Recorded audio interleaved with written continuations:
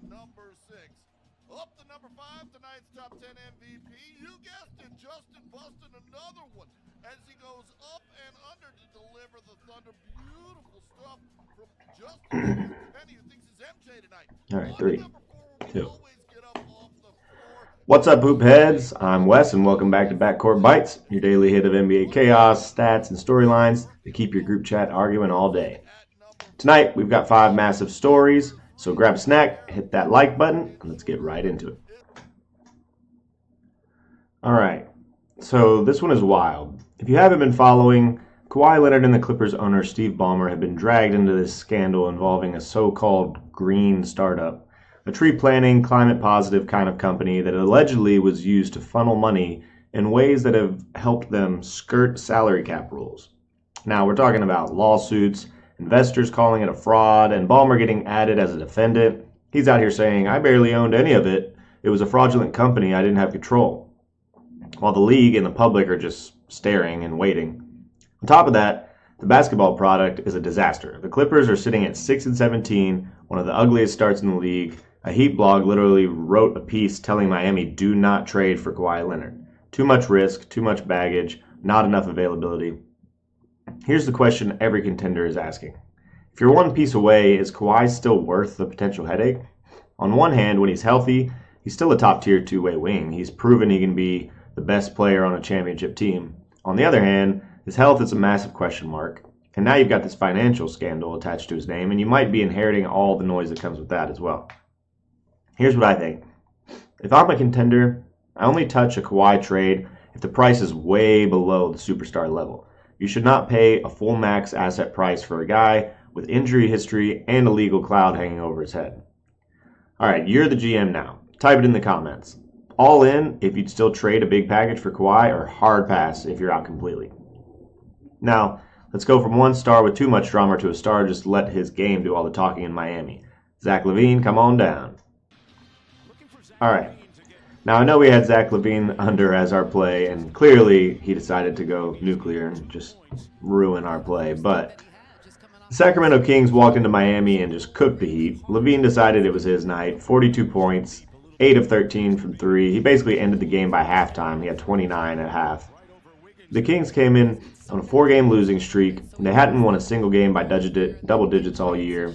LaVine was coming off one of his worst games of his career, and then he just turns around and does this in Miami against the Heat team known for their defensive toughness. This is the version of LaVine that front offices dreamed about when they talked him into big trades. Deep shooting, explosive first step, creates his own shot. But here's where it gets more interesting. LaVine's whole career has been this roller coaster. He's an elite scorer with questionable winning impact. Big numbers on not good teams. Flashes of, is this guy secretly a star or just a flashy number 2 or number 3? Now he's in Sacramento on a team desperately trying to climb the West ladder.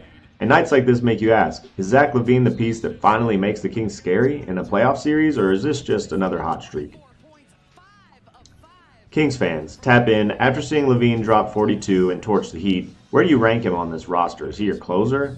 Is he your number 2, or just the ultra green light guy who can swing a game? Let me know in the comments.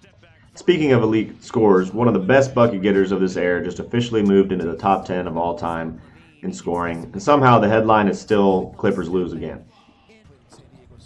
Alright guys, James Harden just passed Carmelo Anthony to move into 10th place on the NBA's all-time scoring list.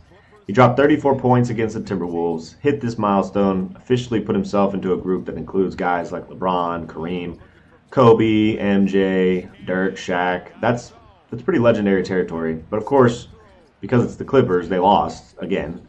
And this is the Harden paradox in one night. Individually, he's absolutely one of the greatest offensive players there is.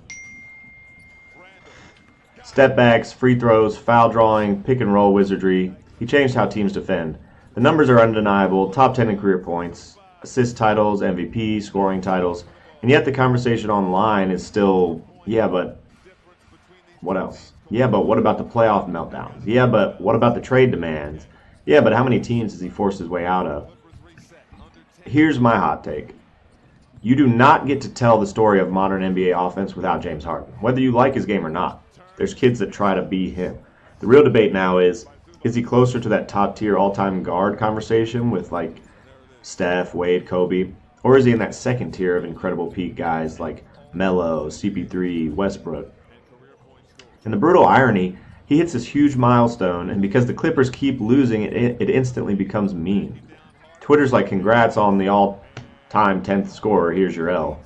So I want you guys to let me know, where do you rank James Harden all-time guards? Top 5, top 10, outside of the top 10 because of all the playoff stuff?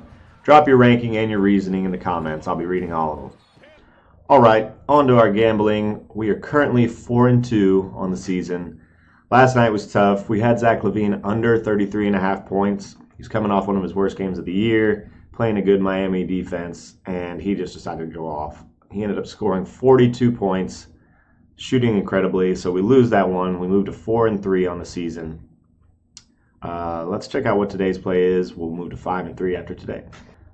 All right, so it looks like the play of the day going to be Emmanuel quickly over 7.5 points against Boston. This has hit 94% of the time this season. I think it's going to hit tonight. Let's go to 5-3 on the season for that, and let's check out the ladder, day 2. All right, for the ladder, here's the 4 plays. We're going to lower these a little bit and put these on FanDuel. All right, so we're not going to be able to exactly double up because one of the games has already started that we were going to use, but we're going to go with Jokic, 8 assists, Jamal Murray, 20 points. We're going to try to almost double that from 40 to 80, basically double it from 40 to 80, but luckily we got a little bit extra on day 1, so lock this in. I'll see you guys tomorrow for the dub. If you enjoyed this video, smash that like button, subscribe to Backcourt Bytes. It really helps me out. Hit that bell so you don't miss tomorrow's breakdown, because the way this season's going, we're probably one Woj bomb away from another insane episode. Drop your takes below, and I'll catch you guys in the next one. Peace.